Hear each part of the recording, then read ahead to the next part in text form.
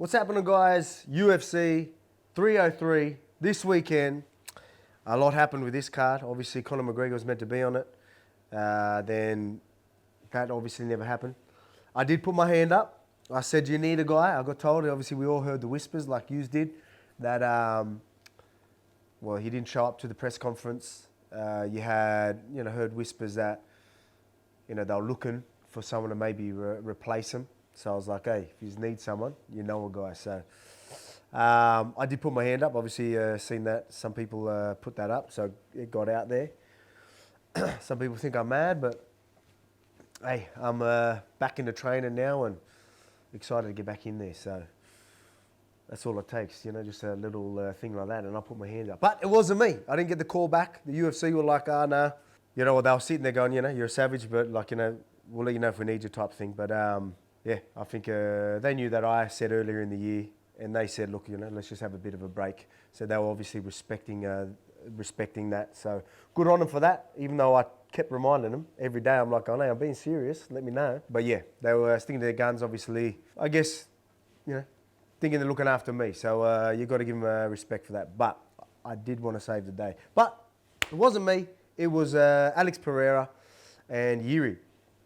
Pereira, he's defending his belt. He isn't just fighting anyone, like, what I mean? He's defending his belt on short notice. I'm sure he would have got a good paycheck, but it just shows you, what type of guy he is. Again, like, you don't see many champions like this, right? Like, obviously, there's a few of us that were just fighting as regularly, defending regularly. There's a couple of us here and there, but, there's some that, and not knocking them, but there's some people, want to choose the right fights, right timing and whatnot. Alex Pereira isn't one of those guys. He's like, oh yeah, cool, all right, sweet, no worries. I'm in Australia, got the news. I'll do a bit of training while I'm on tour, and we'll make it happen. So good on him. You've got to give him so much respect for that. But I'll get into that later. Huh? Let's go. I'm going to start with Ian Machado and Michael Venom Page. What is that paying? You got that? $1.80. Yeah. Ian Garry's. Oh, so Michael Venom Page is the underdog. Oh, okay. So this is a tricky one. I'll dive into this a little bit. Ian Garry obviously loves his striking. He's a good striker. I don't know if he's going to be as comfortable on the feet with Michael Venom Page though. I don't think it's a good idea for him. He's actually got legit jiu-jitsu, Ian Machado. I know Craig Jones was grappling with him, and he was very eager to learn and quite crafty. You know what I mean? He knew what he was doing, and you could see he was eager to learn. He's been training over there with the guys. I think Charles Oliveira and stuff like that, so you could imagine the jiu-jitsu he's getting as well. So I think wrestling jiu-jitsu might be the way to go for him, but Michael Venom Page fights at a very long range. I guess I've only seen more of his striking, right? Mate, let me know in the comments if Michael Venom Page has wrestling background, or if his takedown defense is incredible. Like, I'm not sure if, I'm not aware of that. I know he's got great striking. I know it would be hard to take him down because of his range and his movement. Guys that know how to fight at a long range are very hard to take down, right? You're going to try and get into a range where you want to wrestle. He ain't going to let you get close like that. And Ian Garry likes to fight at a decent range, so to shoot from there is going to be very hard for him. Is he going to change up his game? Is he going to change up his game and maybe try and pressure a little bit more and look for the takedown? Not a good idea against Michael Venom Page as well. See, Ian Garry's probably got more ways of winning here, I think. Obviously, Ian Garry's a lot younger. Michael Venom Page is a bit older. But Michael Venom Page got some sick striking, man. He's good. He's really good. So this is a tricky one. 3-rounder. I like an underdog pick. My last underdog pick was, I did say Volkov. I would have to go with that being the underdog pick. I don't think there's much in it. There's not much in it anyway. But this is an interesting fight. Ian Machado. More ways of winning, because I know he can grapple. I reckon his wrestling might not be too bad. Again, he's eager to learn. So I guarantee he puts the work in. Is it going to be enough? Is he going to be able to close the distance of Michael Venom Page? I think that's going to be hard. I think I'm leaning towards Michael Venom Page. I get along with both dudes, both cool dudes. Obviously, there's a lot of, Ian Garry or Machado. He's copped a lot of flack the last couple of fights. He's not a bad dude, you know what I mean? Like, we get along with him. Every time we see him, he's very respectful and a good dude, solid dude. And Michael Venom Page is a top guy as well. So, man, this is an interesting one. Who am I going with? You know what? I might go with the underdog here. I think Michael Venom Page, because Ian Garry's got great striking. I just don't know if it's, I don't know if it's going to be enough. I don't know if it's going to be enough for Michael Venom Page. He's got good kicks in that as well, Ian Garry. Is he going to be able to utilise him very well with Michael Venom Page? I guarantee you Ian did some research, so he's going to be bringing up. Man, I'm 50-50 on this. And I'm literally 50-50 on this. So I am going to pick Michael Venom Page because he's the underdog. So I'm literally 50-50. I don't know where to go. So I'm going to go with the value here. So, I'm 50-50. Anyone can win this fight. I think the range, again, last time I did the breakdown, I went into detail.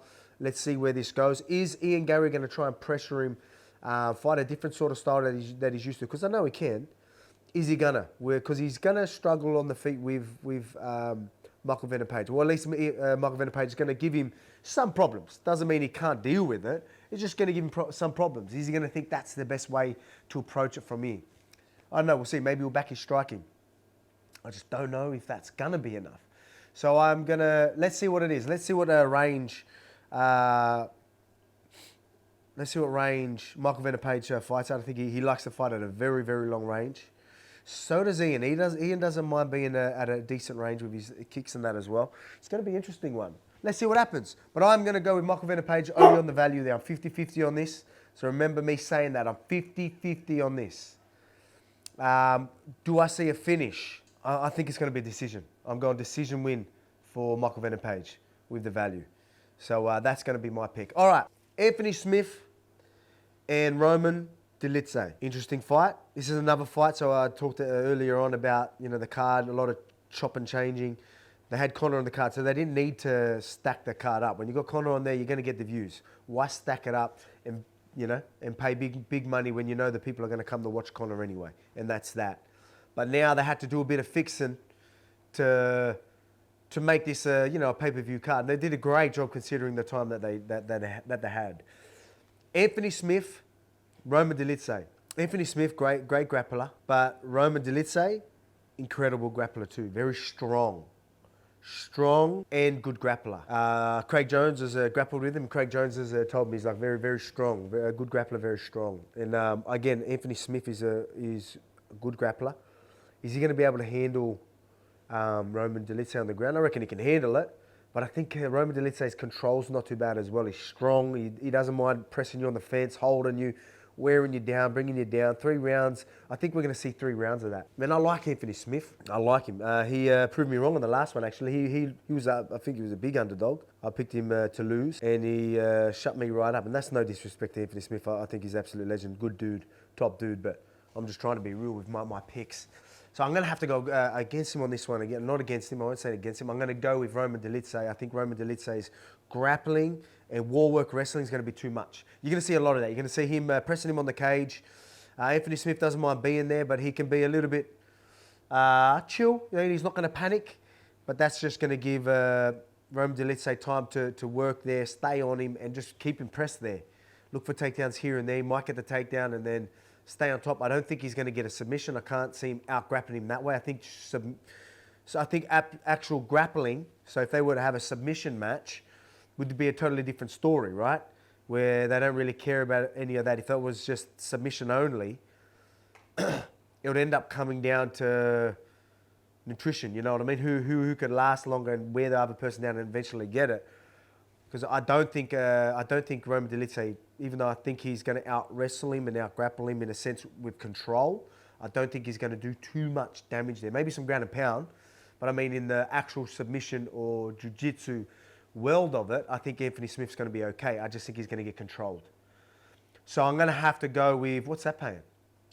Smith is paying $2.22. So Smith is the underdog. He proved me wrong. There's an underdog pick there. I just think Roman Dolidze ain't going to mess about. Could Anthony Smith catch him? Yeah, could catch him. I just think it's going to be a decision win. I don't think he submits. He could TKO, could be a TKO, but I think it's going to be a decision again. I'm going to go with a decision win for Roman Dolidze. I think they're going to go there, grab hold of each other, get to the cage. Roman Dolidze will press him, hold him there for a bit. Maybe get some takedowns. Maybe not too much happening there. I think, as I said, I think Anthony Smith's grappling is good enough to not get mauled on the ground, but I think he's just going to get control for the 3 rounds. So that's my pick. Ortega and Lopes, what a good fight. This come out of nowhere. No one expected this. Incredible fight. Credit to Ortega for taking this. Lopes is ranked now, but there's a lot of hype around Lopes. Lopes is good. I don't think people realise. Well, you see him actually, he's in the Ultimate Fighter coaching. Like I already was aware that he was a coach. He actually coaches, I think he's maybe the grappling coach, one of the grappling coaches for like Alexis Grasso, Yair Rodriguez. He's an actual jiu-jitsu coach for UFC fighters. He's legit. You've seen his jiu-jitsu, it's a high level. But we know Ortega's is high level too. You're going to see, so this is an interesting fight, man. Who's the favourite for this one? Lopes is favourite. $1.70 as well. So there, look, Lopes, a lot of hype around him. You've seen he's got some knockout on his feet. But now let's break this fight down. This is something I've got plenty to talk about here because Lopes has incredible hands. You've seen him aggressive, come forward, aggressive style, big punches. End up knocking out his Sadiq Yusuf. Looked incredible. He's an actual solid dude. They're both, I like Ortega and Lopes. Very, very good dudes. Obviously, I fought Ortega. We had that, you could say, a little bit of bad blood, but he's actually a solid dude. I've got a lot of respect for him. You know, once we got our fight out of the way, nothing but respect to Ortega. But Lopes, another solid dude. Yeah, like I said, his striking is next level. But Ortega's chin, it's like you might wear him down. He might get like hurt like that. I don't know about shutting his lights off. I can't see that happening. Did Yair hurt him a bit? He might have hurt him. I don't know if Yair dropped him, wobbled him. I'm not sure if I remember that. That might have happened, which is surprising. Was he actually hurt, or did he like wobble, like rock him? Was he actually rocked though? If he was, everyone's chin doesn't last forever, right? So that's going to be a question. That's going to be a factor. But going from experience and what I've seen, he's got a granite chin. Granite chin. So I think that might cancel out the big KO punch from Lopes to get Ortega. I think it's going to be interesting on the feet. Ortega's got some pretty good skill on the feet. I think he's going to want to do more work on the feet. So I think he's going to be working on his striking. And when he chooses to work on his striking, he's actually got some great striking. With Yair Rodriguez, he didn't want any of that. He just wanted to press forward. So you didn't see much of his striking because he just had in his head, I'm going to press forward and grab him. I don't think that's going to be the case here. He knows Lopes got great jiu-jitsu. He might try and outdo him on the feet. Let's remember Ortega versus Korean Zombie. Looked great on the feet. Looked like a calculated striker. A lot of different tools. Looked very good. Are we going to see that on the feet? Lopes is going to press forward. I guarantee you, he's going to press forward and try and punch his way through it. I just don't know if he's going to be able to knock out Ortega. So I think this might eventually go to the ground. I hope it does. I hope this is going to be a great fight, by the way. This is my fight of the night pick, 100%.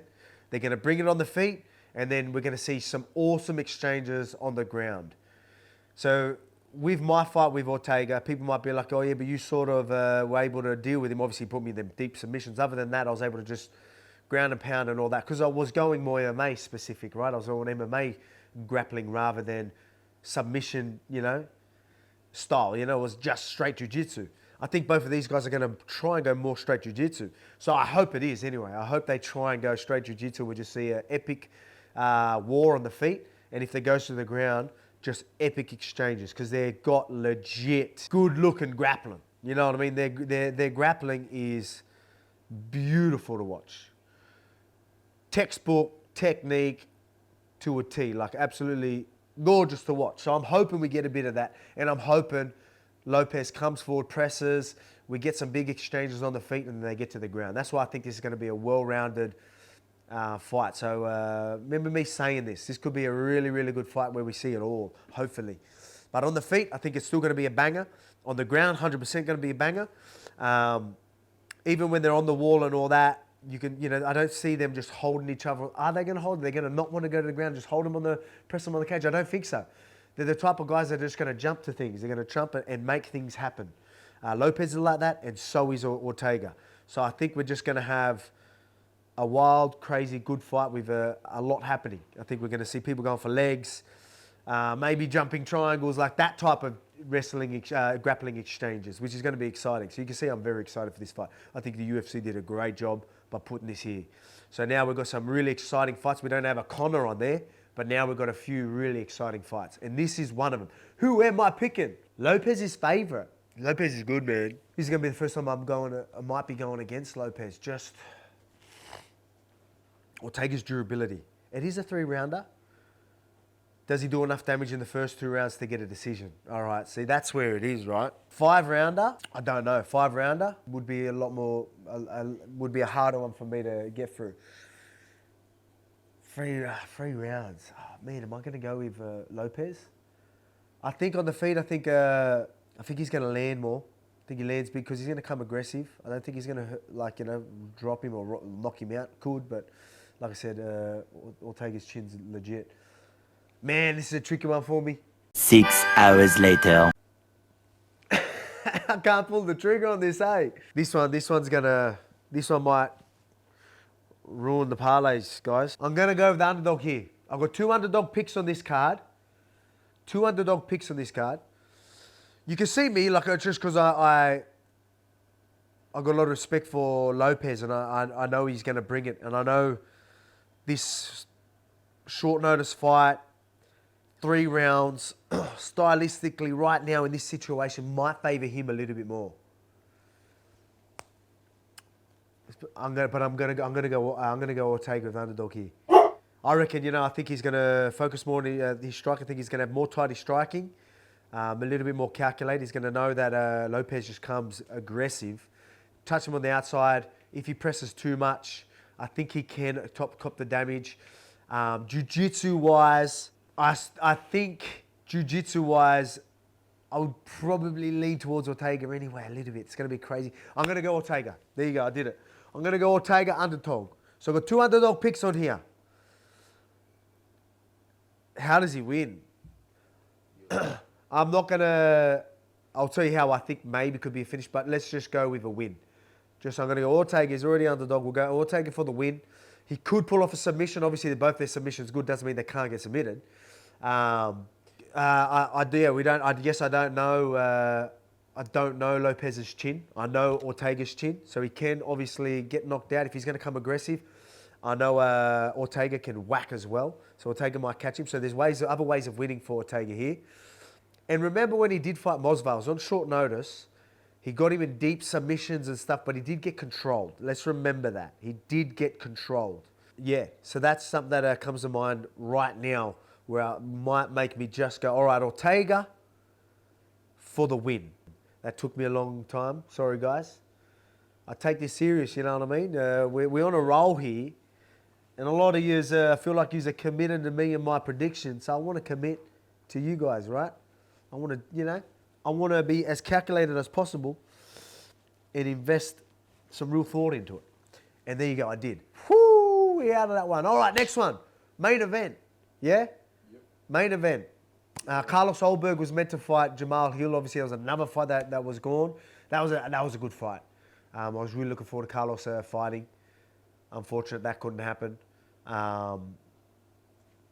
But yeah, all good. I think then he was going to fight Anthony Smith, and then I think he's injury. So yeah, unfortunate situation for a few of the guys there. Injury for Jamal Hill, and I think injury for Carlos Ulberg as well. But let's go to main event. Alex Pereira and Jiri Prochazka. Who did I pick last time? I picked Pereira last time. I think I'm gonna have to go again. Alex Pereira is growing on me. Obviously, we have this, I'm easy through and through. Izzy's my boy, you know what I mean? And I'm always have Izzy's back. But Pereira's grown on me. I remember having a conversation, I forget what it was on, it might have been on the Fox show. And I was sitting there and I was saying, I swear he's playing the whole, he pulls the face and he's just like this no emotion sort of face. And he plays into it, he's clever. He's clever in the way he promotes. He's actually quite cheeky. He's funny, really funny. You know what I mean? So it's sort of missed because people just think he's a real serious dude. He's not. He just plays that when the camera's rolling in certain situations. But he's actually pretty funny. And he's grown on me a lot. He did the short notice fight. He ended up playing Land Down Under. Shared that. Just, I don't know, there's a lot of things that just has me cracking up. And obviously a lot of respect for him doing this, what he's doing, defending his belt on short notice. Yeah, he's getting paid, but you talk about legacy, I went short notice. Yeah, it was a rematch that, obviously with Islam, a rematch that I should have, that we wanted to take more serious so we could have the rematch that it deserved. But at the same time,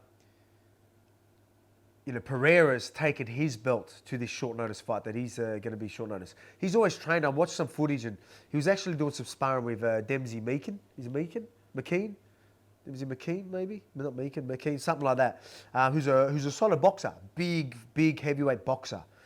And made it look like we know Alex Pereira is sharp, but he looked good. He looked real good. I think it's going to be hard to pick against Pereira with the way he's been fighting. I think his chin's holding up well in the light heavyweight division, not doing as big a cuts. Is it going to be a big cut now that it's short notice? Jiri's so wild. Jiri's so dangerous, man. You see his last fight? He's willing to risk it all. That's why you got to love these guys. That's why it's an exciting fight. They both flirt with fire the whole time they're fighting. You got Alex Pereira has his hands down and gets in your face. And square up, brings his hips close as well. You got where Jiri is going to be, he'll put his head in the range and pull himself back, but his legs will be that little bit further, so it's easier for him to get himself back out of range. Pereira puts his whole body, so his legs, everything, all his weight is forward, so he's not leaning and pulling back to get us out of range. He literally puts everything, his legs, hips, everything, head, obviously, in range and relies on slipping. So he wants the punches to go past. He's not relying on pulling back and making you miss and making you pull short. He relies on you missing, falling through and catching you, while you're still halfway through your punch, which is a dangerous way to play. That's why anyone can win this fight, just purely because that's the stylistic way they fight, right? They take a lot of risk. Yeah, they're very successful that way, but they can definitely get caught. Jiri is very, very unorthodox in his strike, so it's going to be awkward. Sometimes he'll throw things differently. He will, have a look and then throw an awkward punch off that. Could that catch Pereira by surprise? Yeah, for sure. Has Pereira seen that? Probably. I'm sure, even with Izzy will give you a lot of different looks and throw different attacks off there. So I'm sure he's seen things like this through so many kickboxing matches. I'm sure he's seen probably a lot more than Jiri has. No one does what Jiri does as good as Jiri does, though, right? Because that's his game. He's very dangerous. Again, I like both dudes. I like Jiri as well. I think I'm going to have to go. I picked Pereira last time. I think it's going to be the same. I think it's going to be exciting. They're both going to hit each other. They're both going to crack each other. You might even see both of them getting wobbled.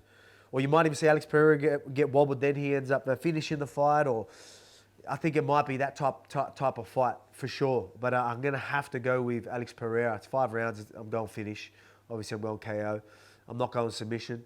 There's only way it could be a submission, I'd say Jiri, because even if it went to the ground with Alex Pereira, he's going to punch your head through the canvas. Jiri might, if he does a bit of control, if he does get into the match, he will look for submissions. So, if it goes to the ground, the only submission I'll see is on Jiri's side, not Alex Pereira's. He's going to be going for the punches. So I'm going to go KO, TKO, KO, Alex Pereira. Again, it's still a pick and fight because they're so dangerous, both very unorthodox, both take a lot of risks. So anything can happen. But you see a lot of footage of Alex Pereira sparring everywhere, all over the world. Boxers, kickboxers, MMA fighters, no matter where he goes. So even when he's doing tours, he's sparring. So he's going to have his eye in. So you don't need to worry about that. 5 rounds, I think he's going to be okay. He's a very composed type fighter. I don't think he's going to get, the stress levels won't get him tired. He won't get fatigued. So I'm going to lean towards Alex Pereira. I think he's more of a safer bet on this one for the finish. But again, exciting fights. UFC, congratulations. You did a great job considering having Conor McGregor on the card and still being able to bring on some banger fights. The co-main is going to be absolute banger. Even though you got Jiri and Alex Pereira fighting. If Lopes, and I'm telling you, Lopes and Ortega is probably going to be fight of the night. That's saying something. That's saying how much potential that fight has. Because we know Alex Pereira and Jiri are going to bring it. We know what type of fight they're going to do. They're going to be hurting each other. They're going to be going for it. But I just think it's going to be, that co-main event is a great fight. So congratulations to UFC for pulling that off and making that happen in such a short time. So there you go. That's my picks and my breakdown of this. I actually held off some coughs. I was coughing a lot. I thought I was going to be coughing at you the whole time. So I'm glad that didn't happen. But I appreciate every single one of you. So let me know your predictions, your picks. Let me know your thoughts. Yeah, again, information. I've been looking at your comments. Obviously can't get back to everybody, but we're taking it all into consideration. A lot of you are saying you love the in-depth sort of breakdowns. That's why we've been giving them to you. We're listening. The guy behind the camera is listening as well. So we're going to make sure we get back to as many people as we can, or at least take in what you're saying into consideration and maybe put it into your feedback. We'll put listen to your feedback and maybe put it into our next videos. But again, appreciate every single one of you. Enjoy the fights this weekend. Exciting fights, top to bottom. Even in the prelims, Cub Swanson, Andre Feely, a couple of great fights there as well. So there's going to be good fights the whole way through. And again, the top end, there's some really exciting fights. Maybe no Conor McGregor names on there, even though Alex Pereira's name is getting right up there. But the fights that we've got on this card are very, very exciting fights. So enjoy. I'm blabbering on. I'm ranting. I'm going to end it there. Appreciate every single one of you. See you later.